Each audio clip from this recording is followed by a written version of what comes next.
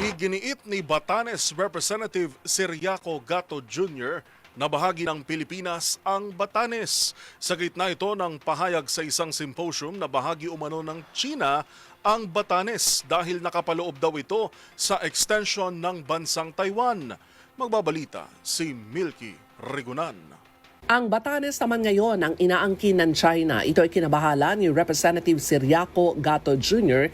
ng Lone District ng Batanes nang dumalo sa isang academic symposium sa China. Binigyang diin ni Gatto ang Batanes ay lalawigan ng Pilipinas at ang mga Ivatans ay mga Pilipino. Ayon kay Gatto, ang anumang pag-angkin sa ating teritoryo hindi lamang labag sa ating soberenya, kundi matatawag na geopolitical provocation at malaking insulto sa mga Pilipino. Sa Natura Academic Symposium, iginit umano ng China na ang Batanes ay natural geographical extension ng Taiwan na ang soberenya ay sakop ng China. Sabi ni Gatto, ang Batanes ay atin, bahagi na ating kasaysayan, pinagtibay ng ating saligang batas at kumakatawan sa identity ng mga Pilipino sa pamagitan ng mga Ivatan. Dagdag pa ni Gatto, ang katapatan ng mga Ivatan ay nasa Republika ng Pilipinas at ito ay huwag insultuhin ng China.